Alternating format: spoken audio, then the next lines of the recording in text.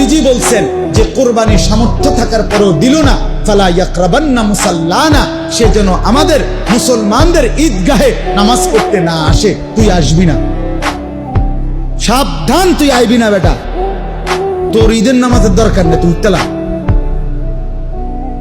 তুই হতার থাক, উড়িস না। কথা বুঝছেন?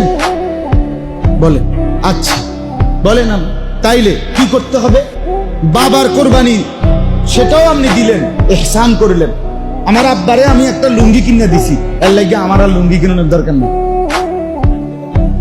ওটা আসে না, লাগতো না লুঙ্গি। তো আমার আব্বারে আমি কোরবানির লেগে টাকা দিছি দেখা আমি আর কোরবানি দিতাম না, এটা কথা হইল? তো আমার আব্বারে যে আমি আগে টাকা দেই, আপনি তো টাকা সবসময় দেন, তাহলে এখনকারটা দিলে আমনেরটা বাদ যাবে কেন? কথা বুঝছেন কিনা? তাহলে ছেলের কোরবানি দিতে হবে কিনা আলাদা? বলে আলাদা।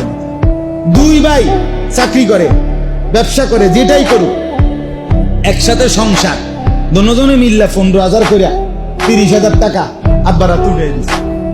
আব্বা আপনি মুরব্বী মানুষ, সামনের নামে কোরবানি দেন, গোস্ত না কদ্দুর খাউন, যায় দে আপনি ভাগ করে দিয়েন, আমগো দোনো করে, আপনি তো এই দোনো করে খাইবেন, আর কি তা গোস্ত না খাওয়া, না গোস্ত না খাওয়া, আর কি তা মানছে না কয় কোরবানি টোরবানি, কি তা কয় কয়, কিন্তু মূল তো গোস্ত খাওয়া।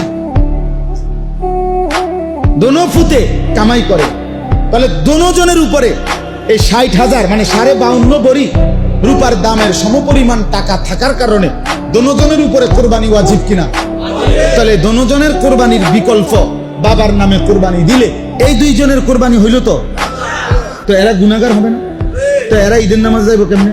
তার আব্বা না শুধু যাইব, এরা শুধু গোস্ত না খাইব।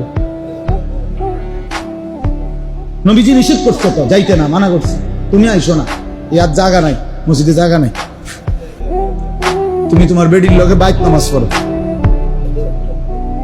তাইলে বলে